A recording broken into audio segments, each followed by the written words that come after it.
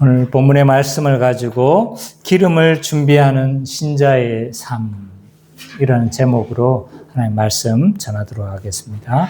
24장과 25장은 종말론적 삶에 대해서 계속적으로 이야기를 하고 있습니다. 물론 이제 24장 전반부는 이제 종말에 대한 부분들인 거죠. 그리고 그 나머지 이후의 모든 비유들은 우리가 종말을 어떻게 살아야 될지에 대해서 예수님이 비유로 말씀해 주시고 있는 부분이다. 라고 그렇게 말을 할 수가 있습니다. 지난주 설교를 우리가 한번 좀 더 되새겨 보도록 하겠습니다.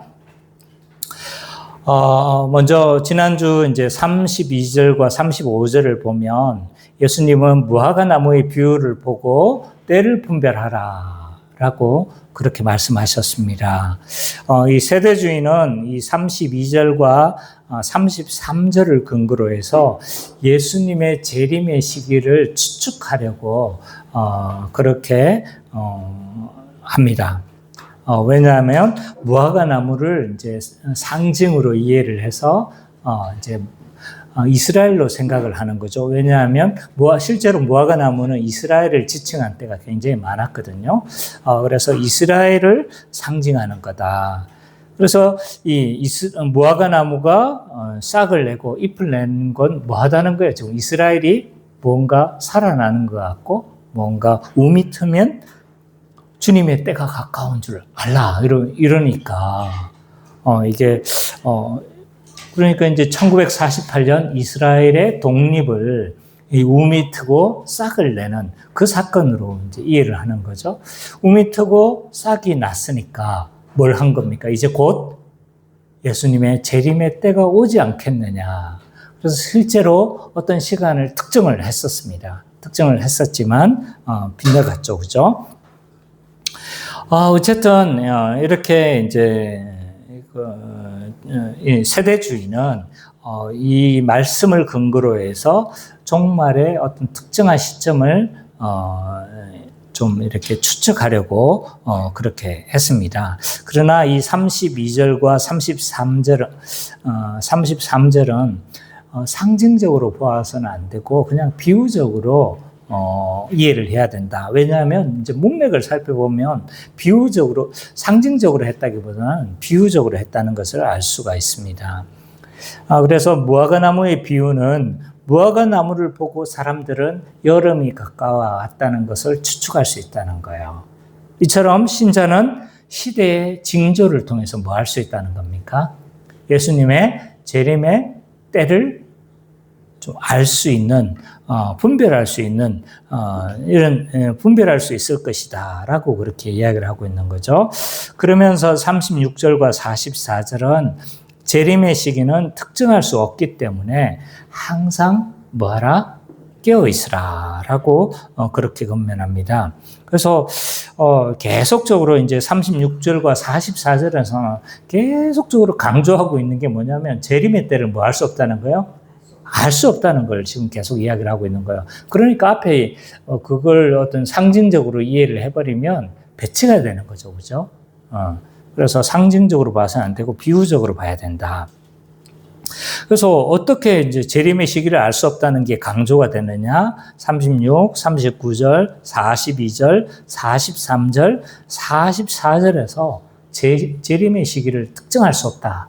라고 이야기를 하고 또 비유를 통해서도 예수님은 알 수 없다라고 이야기를 해요. 노아의 때의 비유처럼 일상의 비유처럼 도적의 비유처럼 하나님 그리스도의 재림은 예상하지 못했던 그 시기에 온다라고 말씀하고 있죠. 그렇기 때문에 44절에 결론적으로 말하고 있습니다. 그러므로 깨어있으라 라고 권면을 하고 있죠. 자연스러운 결론이다 라고 말을 할 수 있습니다. 그래서 성경이 강조하는 바는 일상 가운데서 깨어 재림을 준비하는 삶이 굉장히 중요하다라는 것을 말을 하고 있죠. 그런데 45절과 51절을 보면 이 비유를 통해서 깨어있는 삶이 그럼 도대체 뭡니까? 우리가 잠을 안 자는 것도 아니고 깨어있는 삶이란 도대체 어떤 삶입니까? 그 중에 하나를 이야기를 하죠. 뭡니까? 자기에게 맡겨진 집사람들을 때를 따라 양식을 나누어 주는 삶이다 라고 이야기를 하는 거예요. 이것은 서로 사랑하며 교회적 삶을 살아가는 것이 곧 깨어있는 것이다 라고 예수님은 말씀하고 있습니다. 반대로 어리석은 사람은 어떻습니까? 재림이 오지 않는다고 생각을 하는 거죠. 더디 올 것이라 생각해서 그래서 마음껏 자기 본의적으로 자기를 위해서 살아가는 이런 자기 본의적 삶을 사는 것이 어리석은 자다 라고 그렇게 이야기를 하고 있습니다. 그래서 결론적으로 깨어 있으며 지혜로운 종말론적 삶을 산다는 것은 하나님이 우리에게 맡겨진 사람들을 때를 따라 양식을 나누어 주는 삶이 깨어 있는 삶이고, 이 깨어 있는 것은 어떤 거창한 것이 아니라 한 몸임을 믿고 서로 교회적 삶을 살아가는 것이 곧 깨어 있는 삶이다라고 말을 할 수 있습니다. 그래서 32절부터 24장 32절부터 51절까지는 이렇게 정리할 수 있습니다. 예수님은 재림의 때를 알 수 없으니 항상 깨어 교회적 삶을 살라고 하신다 라고 정리할 수 있습니다. 자, 오늘 종말론적 삶에 대한 두 번째 설교라고 할 수 있는데요. 우리가 잘 아는 비유입니다. 열처녀 비유. 어렸을 적에 주일학교 출신들은 주일학교 출신이잖아요. 그죠? 많이 들었죠. 그죠? 그래서 열처녀 비유는 주일학교 설교에서나 많이 들었던 본문이다라고 할 수 있는데, 오늘 본문을 좀 잘 알지만 우리가 좀 더 깊이 한번 살펴보도록 하겠습니다. 먼저 1절을 보니까 천국은 마치 신랑을 맞으러 나간 열처녀와 같다, 이렇게 말씀하고 있습니다. 1절을 우리 선미자매가 한번 읽어주십시오. 그때 천국은 마치 배를 들고 신랑을 맞으러 나간 열처녀와 같다. 예, 1절에 보니까 그때 천국은 이렇게 언급하고 있습니다. 어디서 이 문장이 좀 기억이 나는 것 같습니까? 이런 유행의 문장은 13장에서 많이, 천국은 마치 이와 같다. 그래서 13장에서, 마태복음 13장에서 천국에 관한 장이었기 때문에, 마치 이제, 그 비유가 아닌가, 이렇게 생각할 수도 있습니다. 물론, 전혀 상관이 없는 바는 아니지만, 이 13장에서는 여러 천국 비유를 통해서 천국이 어떻게 전파되어지고 천국은 어떻게 확장되어지는지, 또 천국의 속성들은 어떠한 것인지, 또 천국을 발견한 사람은 어떤 반응을 해야 되는 것인지, 이런 다양한 비유들을 우리가 살펴봤습니다. 근데 여기서 언급하고 있는 이 천국 비유는 일반적 천국의 특징에 대한 비유가 아니다. 여기서 말하고 있는 바는 이 종말의 심판의 때, 완성될 천국의 때에 누가 천국에 들어갈 수 있는가에 대한 비유인 거죠. 그래서 누가 천국에 들어갈 수 있는 자인가에 대한 비유다라고 말을 할 수 있습니다. 그래서 종말의 마지막 때에 어떻게 보면 비유인 것이다라고 말을 할 수 있죠. 자, 오늘 본문에서 천국은 신랑을 맞으러 나간 열처녀와 같다라고 그렇게 비유하고 있습니다. 이 본문을 이해하려고 한다면 유대 결혼 풍습에 대해서 우리는 좀 이해할 필요가 있습니다. 우리는 이제 유대 결혼식에 대해서 제가 몇 번 언급을 했기 때문에 어느 정도 알 거라고 생각하지만, 유대인들은요, 결혼을 할 때 가장 먼저 약혼을 합니다. 우리도 약혼을 하는 경우가 있지만, 우리는 약혼을 잘 하는 경우가 거의 없잖아요. 그죠? 근데 이제, 유대인들은 이 결혼을 앞서 약혼을 하는 것이 상례입니다. 그래서 약혼을 해서 어떡합니까? 미리 이제 결혼을 서로 약속을 하는 거죠. 그 기간을 보통 1년으로 잡습니다. 그래서 약혼의 기간 1년으로 잡아놓고, 그래서 약혼한 상태에서 1년이 차면 어떻게 했냐면 이제 신랑이 신부를 데리러 갑니다. 이 요셉과 마리아도 예수님의 부모님, 그죠? 요셉과 마리아도 서로 약혼 기간이었었죠. 그런데 약혼 기간에 뭘 했습니까? 마리아가 배가 부른 거예요. 그러니까 굉장히 좀 어떻게 보면 굉장히 이 기간도 사실 법적으로는 결혼을 합리적인 이게 법적으로는 결혼 상태입니다. 같이 살지는 않았지 법적으로는 결혼한 상태이기 때문에 사실은 예수님의 상황, 마리아의 상황이 굉장히 좀 이상한 상황이 되었던 거죠.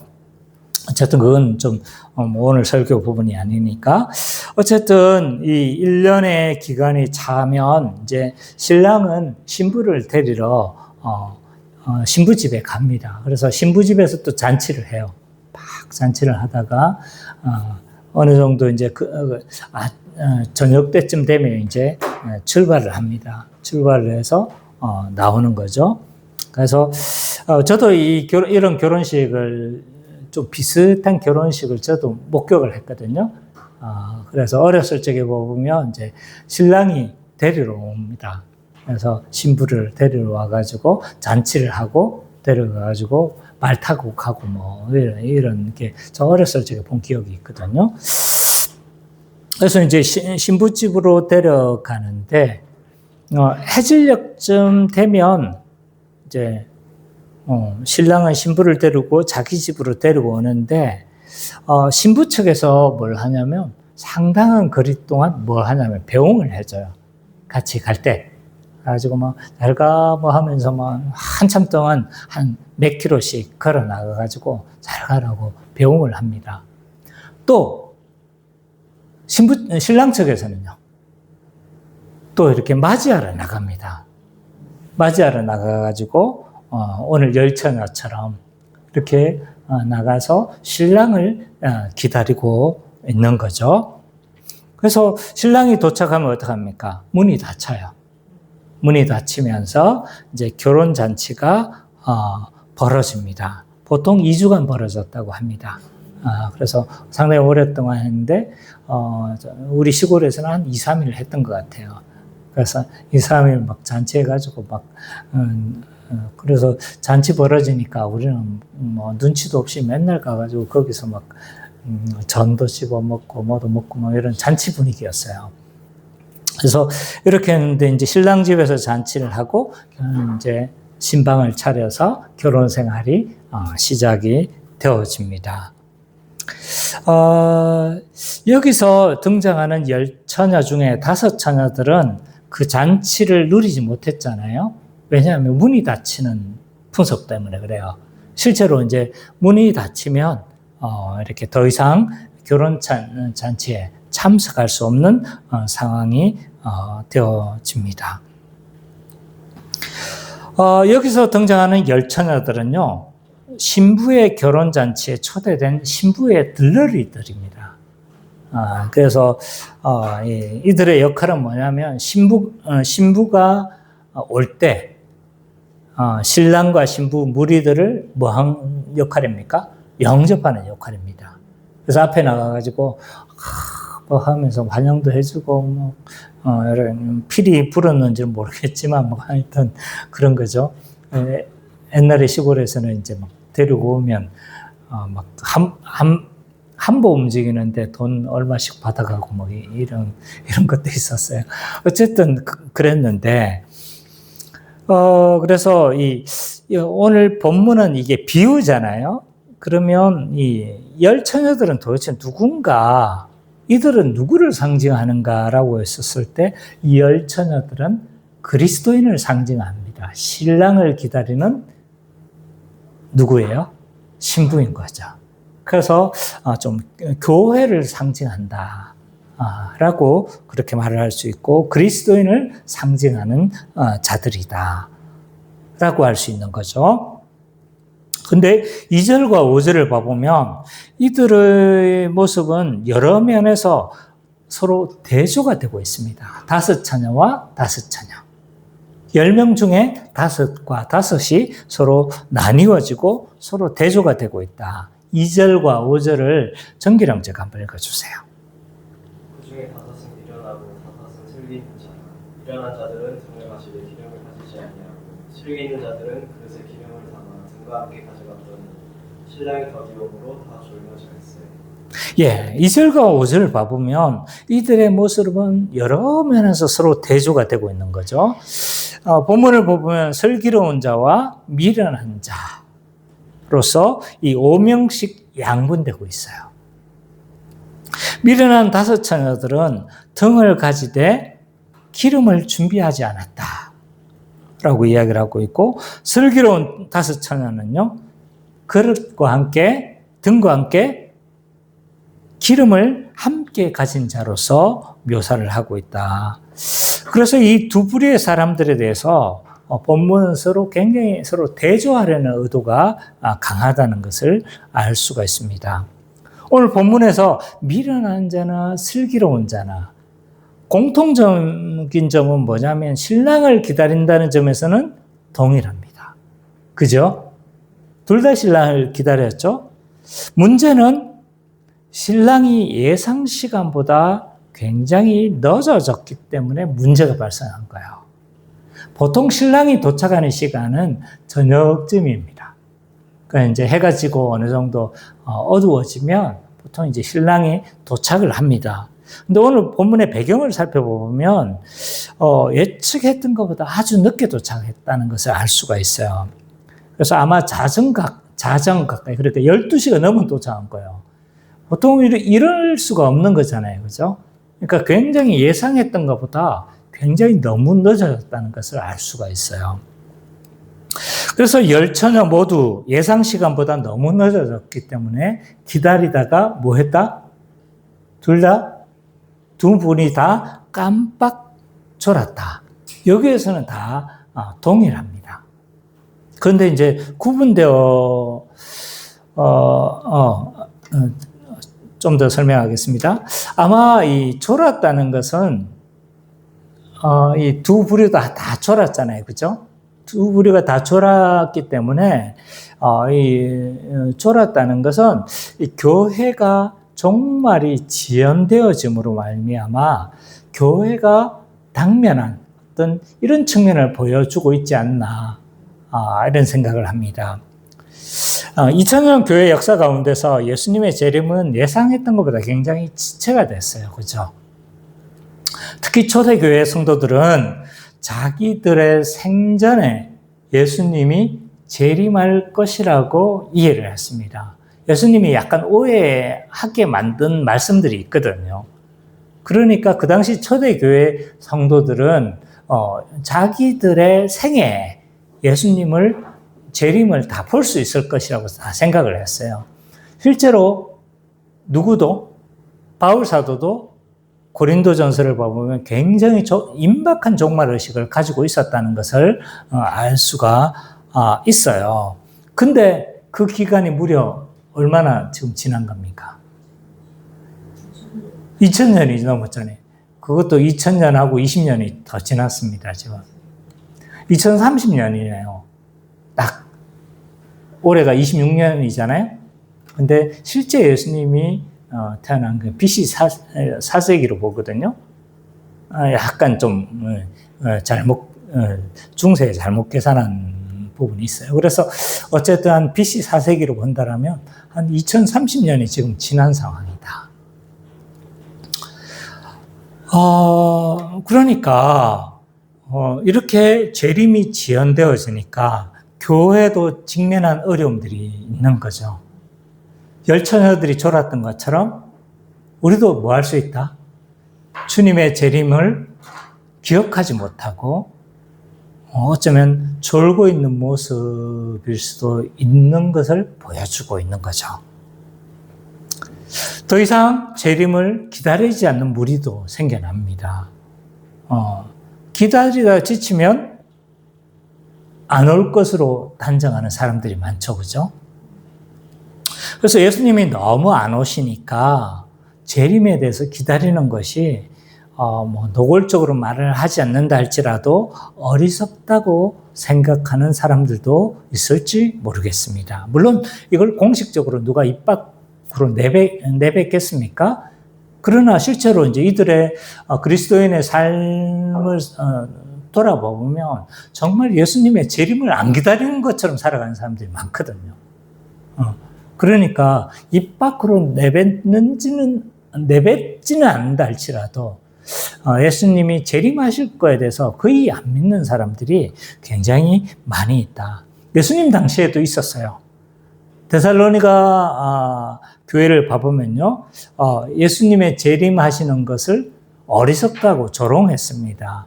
그래서 천지가 창조한 이래 언제 하나님이 오셨냐라고 하면서 그대로 있다. 이렇게 하면서 이 재림을 기다리는 자를 어리석다라고 그렇게 말했던 사람들도 있는 거죠. 한 60년밖에 안 됐는데, 그죠? 우리는 2000년, 물론 우리도 뭐 같은 입장이긴 하지만 어쨌든 그래요. 그래서 예수님이 재림하지 않을 거라고 생각하면 도덕적으로 해이해집니다. 그래서 이 땅에 영원히 살 것처럼 이 땅의 것이 다인 것이냐, 그렇게 이 땅의 것을 탐하며 살아가는 이런 모습은 어쩌면 자고 있는 열처녀의 모습이 우리의 모습이 아닌가라는 생각을 해봅니다. 6절부터 13절을 봐보면요. 근데 무엇 때문에 이 두 부류가 운명이 갈라지게 됩니까? 6절부터 13절을 성민이가 한번 읽어주세요.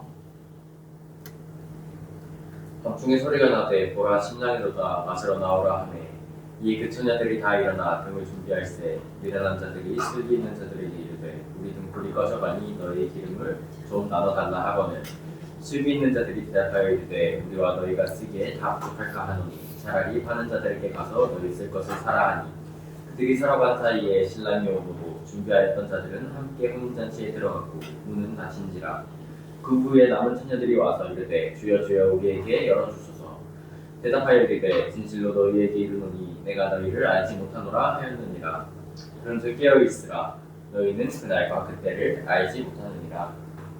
예, 오늘 본문을 봐보면요, 신랑을 기다린다는 측면에서 다 통일했습니다. 그리고 모두 다 졸았다는 측면에서는 다 통일했어요. 근데 문제가 어디에서 갈라졌냐면 이 두 부류의 운명이 신랑이 오면서 이 두 부류의 운명이 갈라졌고, 근데 문제는 뭐예요? 등을 준비했느냐, 등을 준비하지 않았느냐에 따라서 이 두 부류의 운명이 완전히 갈라졌다는 것을 알 수가 있습니다. 기름인 거죠. 죄송해요. 등과 기름이 있어야 되는데 등은 다 준비를 했는데 뭐가 없었던 거예요?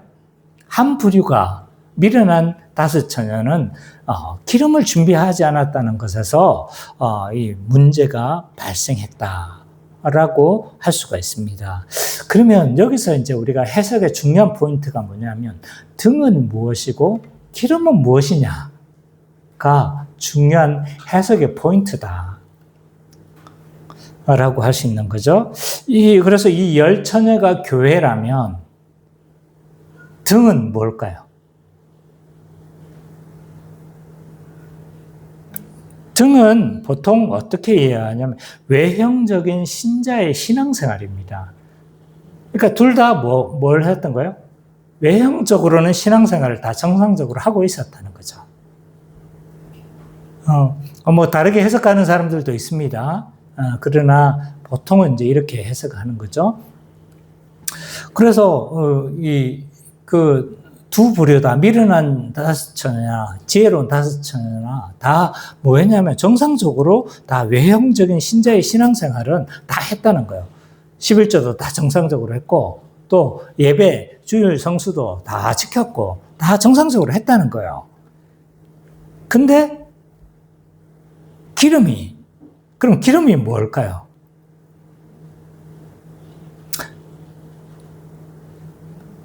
기름은 이제 문맥적으로 보면 단순히 준비되지 않은 어떤 무언가를 지칭하는데 무엇이 준비 안 됐을까? 기름은 보통 뭡니까?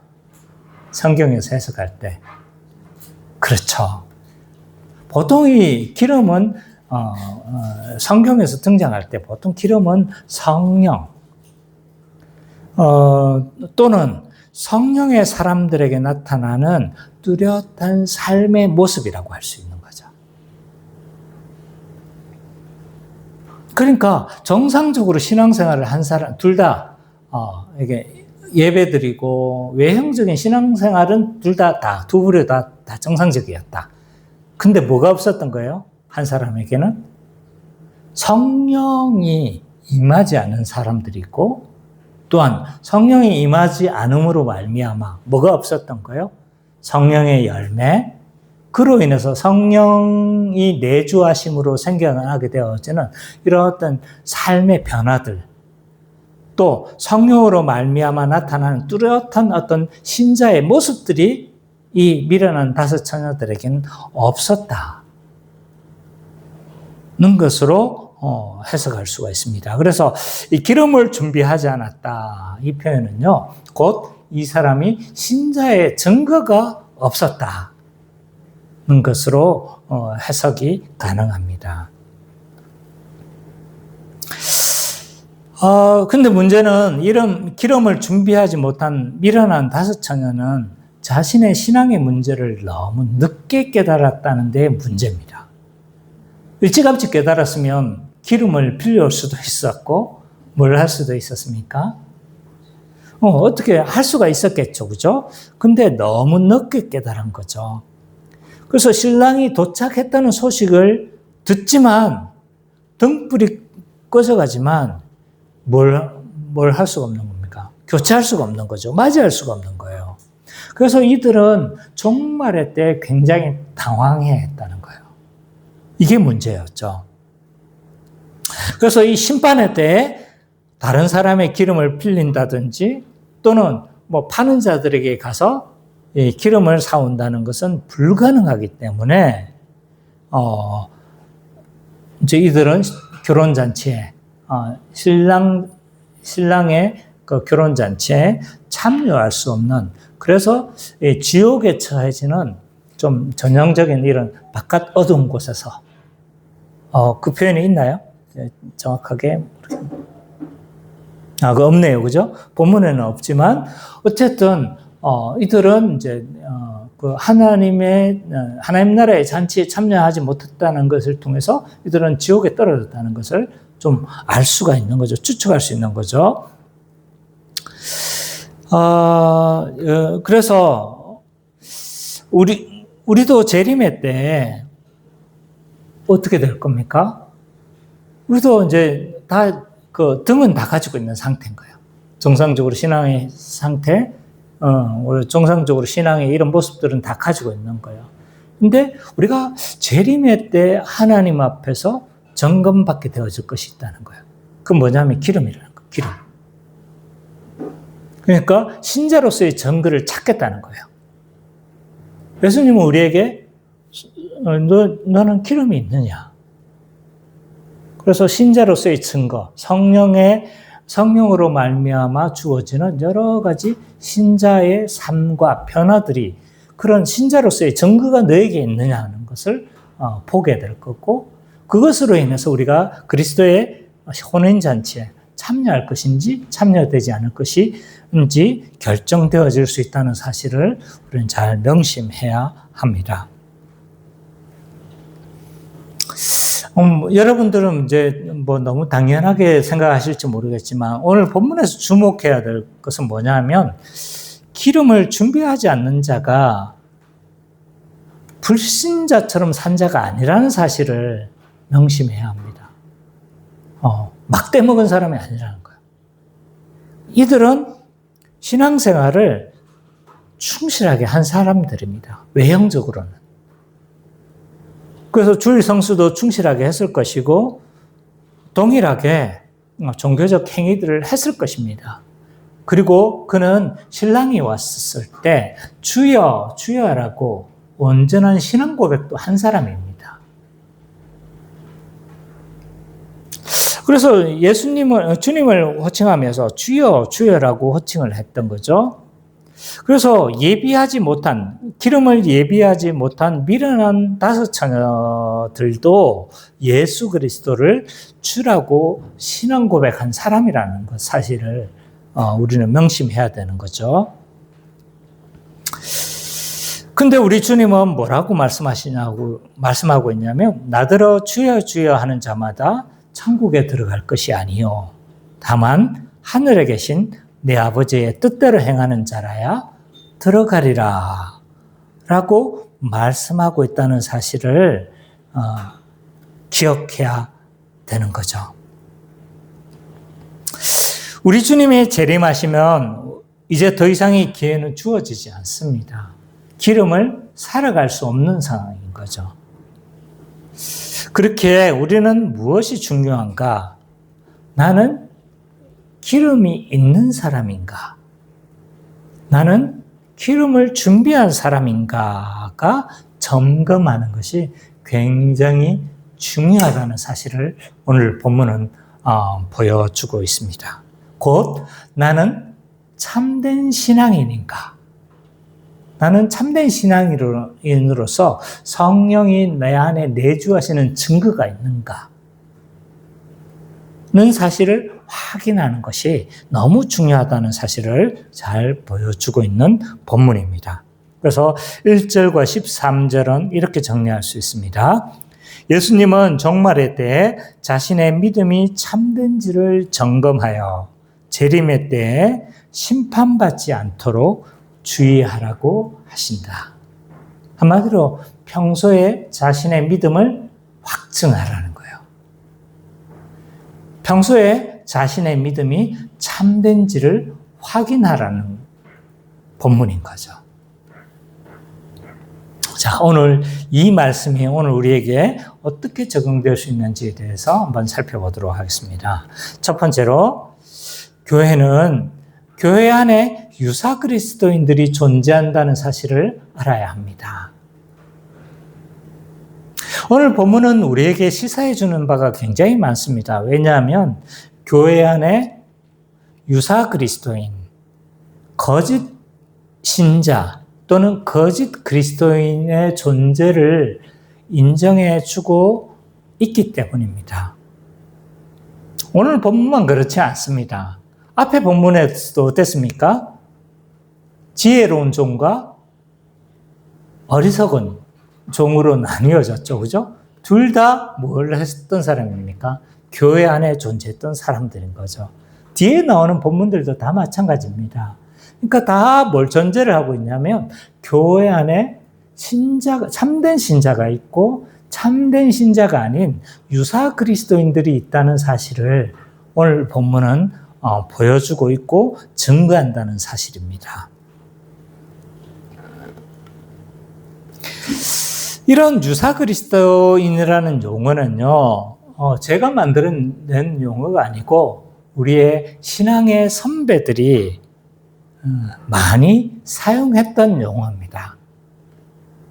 오늘날 이 교회에서 이런 용어들을 잘 사용하지 않았을 뿐이지, 우리의 신앙의 선배들은요, 이 유사 그리스도인이라는 용어를 굉장히 많이 사용했습니다. 왜냐하면 유사 그리스도인들에 대해서 계속 뭘 하기를 원한 거예요? 이 참된 믿음을 확증하라는 말을 많이 했기 때문에 이 유사 그리스도인이라는 용어를 많이 사용했습니다. 여러분들이 잘 아는 감리교의 창시자 요한 웨슬리도 유사 그리스도인이라는 설교를 했어요. 그리고 매튜 미드라는 17세기의 영국의 청교도는요, 유사 그리스도인이라는 책을 써냈어요. 그러니까 이 almost 거의 크리스찬이라는 거예요. 그래서 이런 용어들은요, 우리가 생소하게 받아들여서는 안 되고, 이런 유사 그리스도인의 용어라는 이 용어는요, 우리 신앙의 선배들이 굉장히 많이 사용했고, 실제로 이런 유사 그리스도인은 오늘 본문에서 증거하고 있는 바입니다. 그러면 유사 그리스도인이란 누구인가라고 했었을 때, 종교적 의무는 완벽하게 갖추었지만 영적 생명이 없는 상태, 성령이 없는 상태인 거죠. 중생한 사실이 없는 상태라고 말을 할 수가 있습니다. 그래서 유사 그리스도인은요, 이 종교적 의무는 완벽하게 갖출 수 있습니다. 그래서 교회에서 요구하는 종교적인 의무들을 다 행할 수 있는 거죠. 11조 정상적으로 할 수 있습니다. 교회 봉사 정상적으로 할 수 있습니다. 심지어 중직자일 수도 있습니다. 심지어 교회가 싫어하는 행위를 안 하고 아주 마치 신실한 행위처럼 행위로 살아갈 수도 있는 거죠. 뭘 안 합니까? 교회에서 싫어하는 행위. 술, 담배, 이런 좀 도덕적으로도 흠이 없는 삶을 살아갈 수도 있는 거죠. 근데 뭐가 문제일까요? 문제는 이 모든 행위가 십자가의 은혜에 대한 반응이 아닌 거예요. 그럼 왜 이런 행위들을 이 사람은 하는 걸까요? 그것이 기독교 문화이기 때문에 하는 사람들입니다. 교회 다니는 사람들은 다 이렇게 해. 눈치를 보니까 어떻게 하는 거예요? 다 그렇게 하거든요. 일종의 이 사람은요, 멤버십의 마음으로 하는 겁니다. 나도 교회에 속했지. 나도 교회 다니잖아. 그러니까 나도 안 해야 되겠는걸? 라고 하면서 마치 문의는 철저하게 그리스도인처럼 다 갖춰져 있습니다. 그러나 이 사람 안에 영적 생명이 없는 상태입니다. 중생한 사실이 없고 그리스도의 은혜를 알지 못해서 그 은혜에 대한 반응으로 이 모든 일들을 행하지 않는다는 거예요. 그리스도의 은혜, 십자가의 은혜를 알기 때문에 봉사하고 그리스도의 십자가의 은혜를 알기 때문에 예배하고 그리스도의 십자가의 은혜를 알고 우리가 한 몸 교회가 되었다는 것을 알기 때문에 11조를 하고 이런 모든 것들이 다 뭐한 거죠? 은혜 때문에 우리가 하는 것인데 근데 그것을 알지 못하고 단지 나도 교회에 다니니까 그것이 교회의 문화이니까 나도 교회의 멤버잖아. 그러니까 이런 마음으로 하는 사람들이 얼마든지 있을 수 있다는 사실을 우리는 기억해야 합니다. 이 땅에서 유사 그리스도인을 완전히 구분할 수는 없습니다. 그렇죠. 우리가 어떻게 완전히 구분할 수 있겠습니까? 예수님도 12제자 중에서 가짜가 있었잖아요. 그죠? 완전히 구분할 수는 없어요. 그럼에도 불구하고 교회 안에서는요, 참된 신자의 모임이 될 수 있도록 굉장히 주의를 기울여야 합니다. 그래서 참된 신자만이 교회의 멤버가 될 수 있도록 굉장히 유의해야 되는 거죠. 왜 이제 이 현대 교회 안에서는 유사 그리스도인들이 많아지게 되어졌고 이 교회 안에 이런 만연해 있을까? 물론 모든 교회가 그렇다는 것은 아닙니다. 그러나 많은 교회에서 유사 그리스도인들이 생겨나는 경우들이 많이 있는 거죠. 저는 두 가지 원인이 있다고 봅니다. 하나는 뭐냐면 교회 회원 제도를 분명하지 않았기 때문에 생겨나는 문제라고 생각합니다. 교회의 모든 헌법 안에는 회원 제도라는 것이 있습니다. 그래서 누구를 회원이고 누가 회원이 아닌지를 분명히 구분하고 있는 거죠. 교회 회원은 누구입니까? 그리스도를 주로 믿고 온전히 믿음의 증거가 있는 사람이 교회 회원이라고 교회 헌법에 분명하게 명시되어져 있습니다. 근데 이게 유명무실화 되어진 거죠. 그래서 이 교회 회원 제도가 분명하게 되지 않았고 과거에는 이것이 분명했습니다. 그래서 교회 회원으로 받아들인다는 것이 굉장히 까다로운 일이었습니다. 그래서 우리 한국교회 초기만 해도 한 사람이 세례를 받기 위해서는 2년간의 뭐가 있었습니까? 성경 공부의 과정이 있었던 거죠. 그래서 이 사람이 참된 신자인가를 2년의 과정을 통해서 이 사람을 계속적으로 점검했었습니다. 근데 시간이 지나면서 교회가 성장주의에 빠지게 되어졌고, 목회자도 그렇고 직분자들도 성장에 대한 압박이 생겨나게 되면서부터 이러한 회원 제도가 서서히 무너지기 시작했던 거죠. 그래서 어느 정도 출석하면 쉽게 교회의 회원이 될 수가 있었던 문제가 생겨나게 되어진 거죠. 두 번째 원인은요, 믿음에 대한 분명한 정의를 하지 않았기 때문에 이런 문제가 생겨난다라고 생각합니다. 그러니까 믿음이 무엇이냐? 믿음이 있는 자가 세례를 받고 믿음이 있는 자가 곧 교회의 회원이 되는 거잖아요. 그죠? 근데 믿음이 무엇인가를 분명히 규정을 안 한 거예요. 믿음이 뭘까요? 성민의 형제, 믿음이 뭡니까? 대답 안 해도 됩니다. 자, 이 믿음을 각각의 정의를 하고 있는 거예요. 어떤 사람은 교회에 출석하는 것이 믿음이 있다고 생각하고요. 또 어떤 사람은요, 예수님이라는, 하나님이라는 존재를 인정하는 것이 믿음이라고 생각을 합니다. 또 어떤 사람은요, 교회에 대한 호감을 가지는 것이 믿음이라고 생각하는 사람도 있습니다. 굉장히 각각의 다양한 사람들이 자기의 나름대로 믿음을 규정을 하는 거죠. 그러나 옛날부터 믿음을 뭐라고 다 정의를 했었죠. 그죠?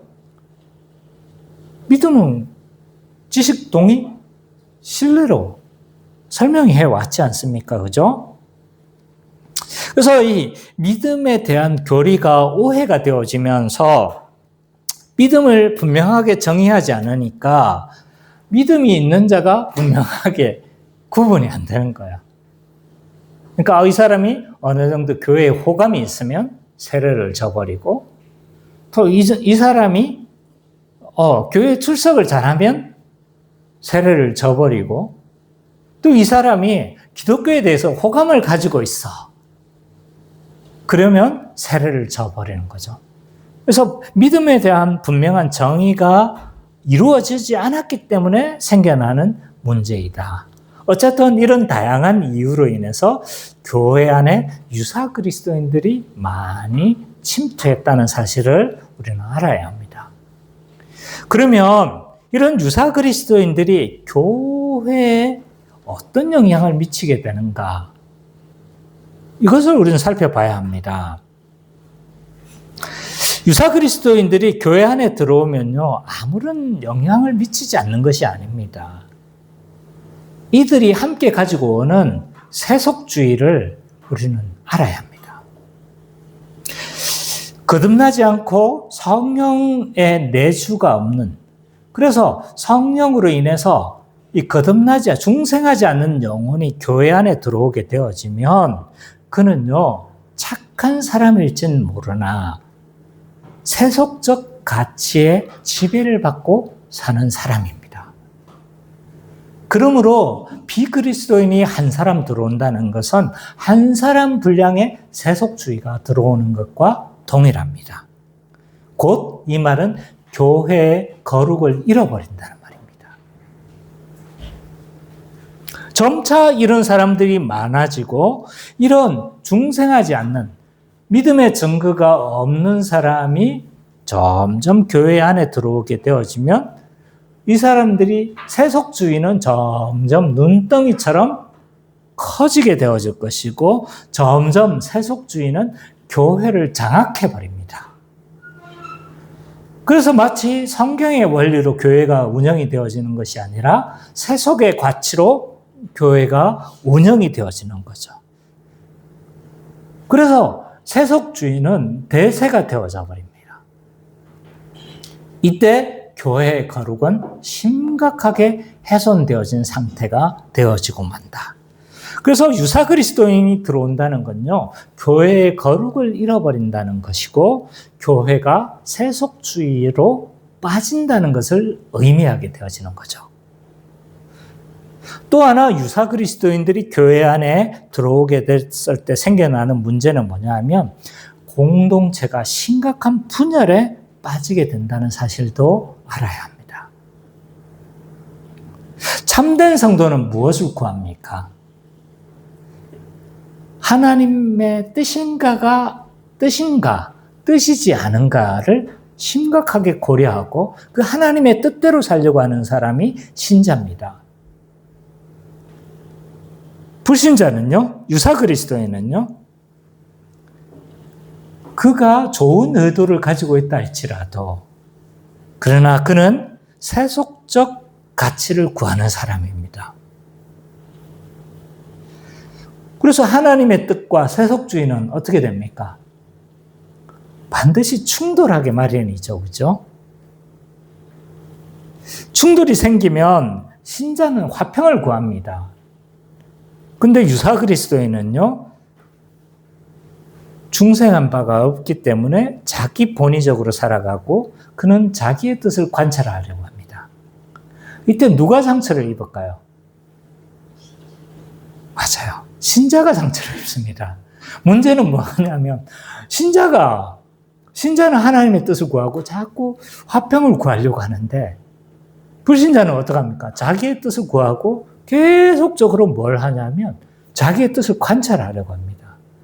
그러다 보니까 목소리 큰 사람이 교회의 대세가 돼버렸고 그러면서 신자는요, 내가 잘못하고 있는 걸까? 내가 너무 기독교에 미쳐 있는 것일까? 내가 기독교에 너무 빠져서 이런 것은 아닐까? 이런 회의에 빠지는 거예요. 빠지면서 다른 사람 저렇게 살아가는데 나만 너무 기독교를 심각하게 생각하는 것은 아닐까? 이런 생각에 빠지는 거죠. 신자를 낙심하게 만드는 거예요. 그러므로 이 유사 그리스도인의 유입은요, 교회의 거룩을 무너뜨리는 것뿐만 아니라 신자를 고통스럽게 하고 심각한 교회가 분열에 빠지도록 만드는 주요한 원인이 되어집니다. 그러므로 이 교회 안에 유사 그리스도인이 있다는 사실을 늘 염두에 두고 교회 안에 유사 그리스도인들이 해원이 되지 않도록 우리는 굉장히 유의하고 주의해야 합니다. 두 번째로, 교회는 교회 안에 재림의 때에 구별되기에 항상 자신의 믿음을 확증해야 합니다. 자기가 기름을 준비했는지, 기름을 준비하지 않았는지 심각하게 구분되는 때는 언제입니까? 재림의 때인 거예요. 재림의 때. 그러니까 언제 우리는 구분해야 합니까? 언제 이것을 확인해야 합니까?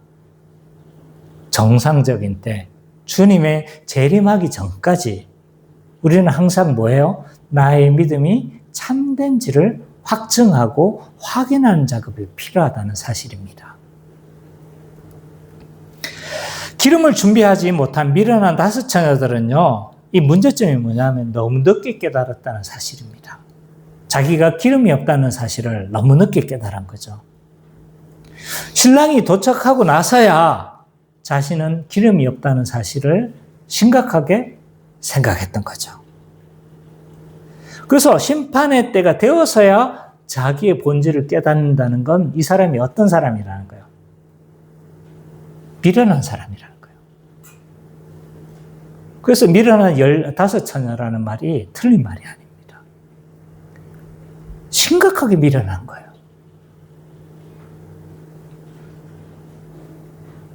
아마 이들은요, 외형적으로 신자의 모습을 하고 있었기 때문에 자기들의 신앙을 심각하게 돌아보지 않았을지 모릅니다. 우리는 다 신자로서의 외형적인 모습을 다 갖추고 있잖아요. 여기서 11조 하는 사람 어디 있습니까? 여기서 주일 성수 환경이 안 되는 것 때문에 하지 못하는 사람이 어디 있습니까? 다 하지 않습니까? 그죠? 그리고 우리 다 해요. 외형상으로는 우리 다 갖추고 있어요. 근데 진지하게 나는 기름을 가지고 있는가에 대해서 여러 가지 이유들 때문에 심각하게 고려하지 않을 수 있는 거죠. 외형적인 신앙이 완벽해서 또 나는 목사 아들이잖아. 우리 목사 두 아들 항상 염두에는 목사 아들이라고 보면 보장받는 거 아니에요. 20년 다녔다고 보장받는 거 아닙니다. 하나님 앞에 서는 건요, 마지막 심판대 앞에서 자신의 기름으로 심판받는다는 사실을 명심해야 합니다. 신앙생활은 교회적으로. 하나님 앞에서 신앙의 신앙의 본질은 뭘로? 개인의 믿음으로, 기름으로 판정받는 거죠. 또 나는 교회에 잘 출석하고 충성하기 때문에 나는 기름을 준비했어 라고 생각할 수도 있습니다. 심지어 나는 대대로 기독교 집안이야. 여기 기독교 집안 아닌 사람 어디 있습니까? 난 없네. 아니네. 물론 우리 부모님 전도하긴 했지만 예지도 기독교 집안이죠. 기독교 집안이잖아요. 그래도 할머니, 그죠? 할머니가 하셨으니까. 저기 나와 같은 부류가 있구만. 그죠? 예. 기독교 집안이기 때문에, 심지어 우리 안에는 3대입니다. 3대째요. 그러니까, 이런 것 때문에 나는 기름이 당연히 있지. 라고 생각할 수 있는 거죠. 그러나 성경은요, 우리의 믿음이 참된 믿음인지를 늘 확증하라고 해요. 확증하라고. 확인하고 증명하라는 거예요. 고린도후서 13장 5절 한번 찾아보도록 하겠습니다. 고린도후서 13장 5절.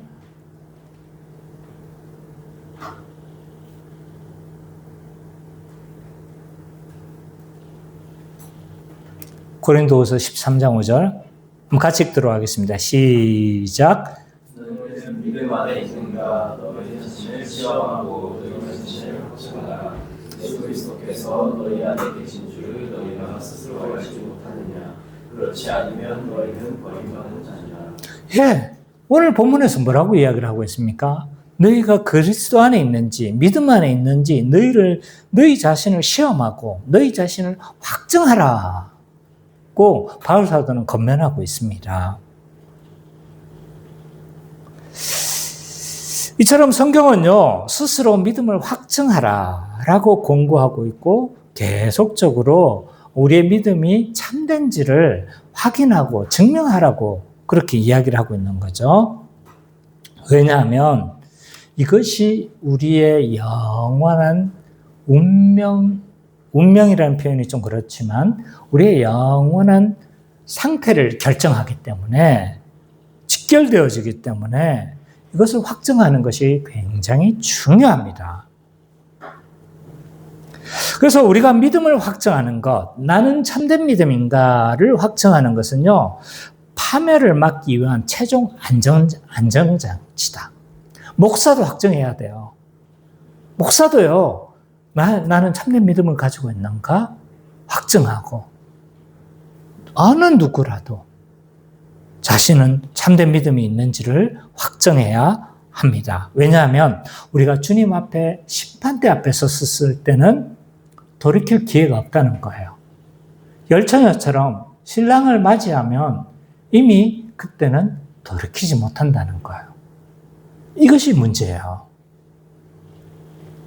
그래서 하나님의 심판대 앞에 와서 깨닫는다면 너무 늦게 되어지고 이것은 굉장히 미련한 행위이며, 그렇기 때문에 스스로 자신의 믿음을 증거하고 확정하는 것은 우리의 신앙을 위해서, 우리의 영혼을 위해서 안전하다. 그 사실을 알아야 합니다. 그러면 이런 문제가 생기죠. 그럼 나는 참된 믿음이 있습니까? 나는 기름을 가진 사람입니까? 어떻게 그것을 확인하고 확정할 수 있습니까? 이 문제가 대두되게 됩니다. 신자는요, 항상 기름을 준비하는 것이 중요합니다.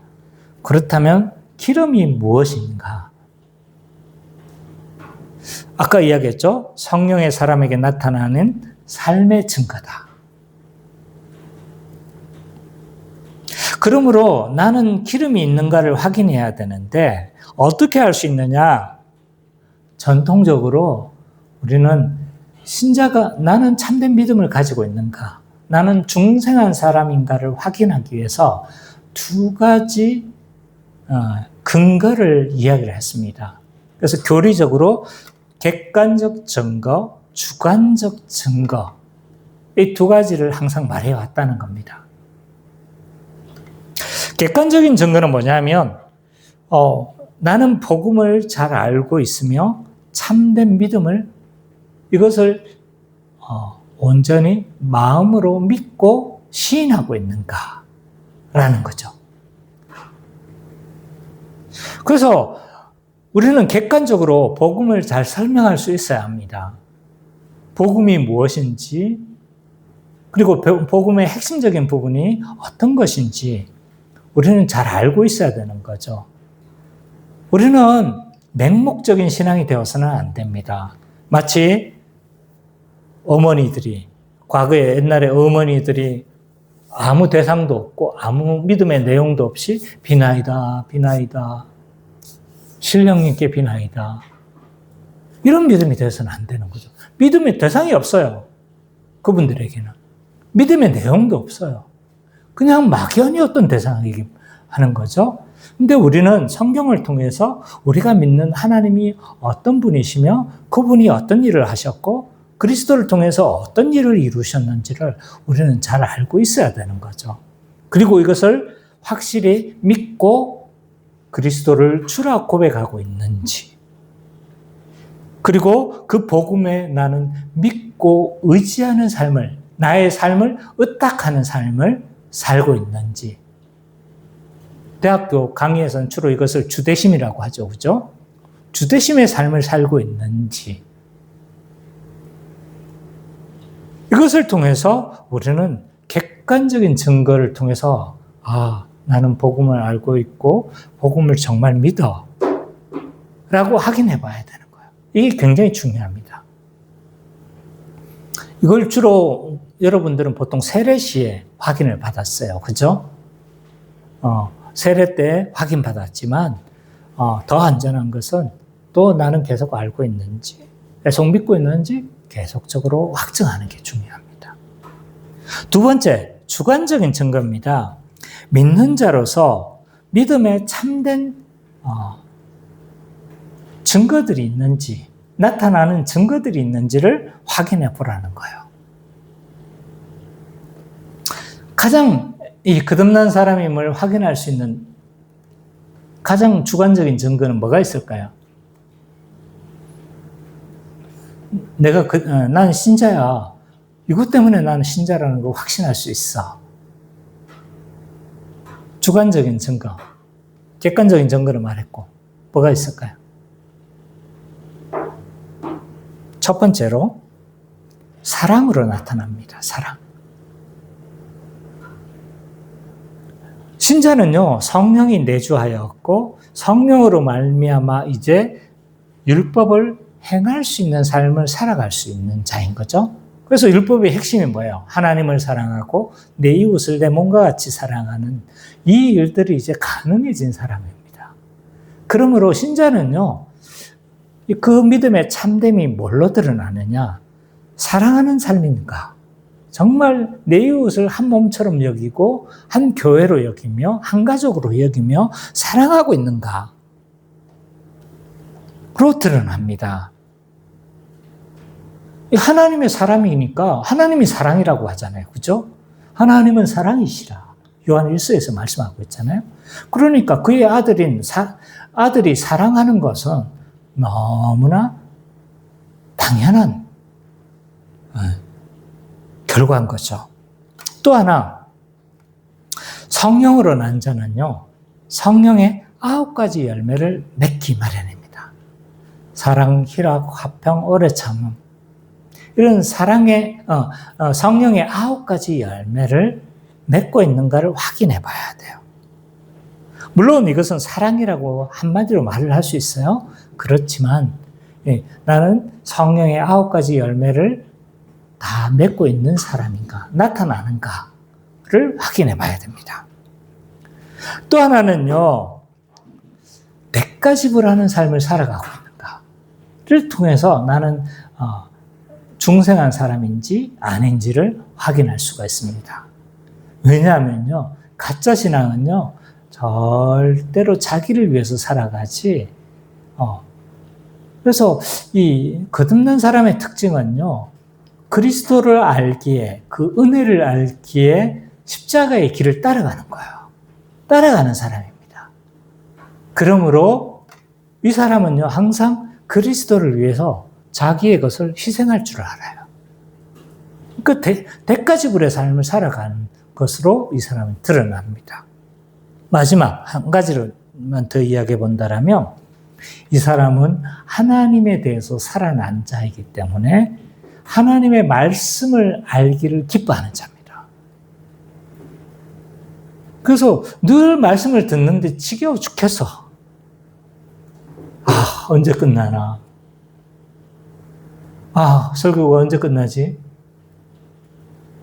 이렇게 하고 막 복음을 알아가기를 정말 싫어. 성경 공부 오늘 또 해야 되는가? 뭐 이런 고민을 하고 있다라면 나의 중생을 한번 확인해 봐야 되는 거죠. 왜냐하면 신자는요, 하나님에 대해서 살아난 자이기 때문에 하나님의 뜻을 아는 것을 굉장히 기뻐합니다. 그래서 복음을 알기를 기뻐하고 하나님 뜻을 좀 더 깊이 알아가는 것에 대해서 굉장히 즐거워하는 자로 바뀌어져 있습니다.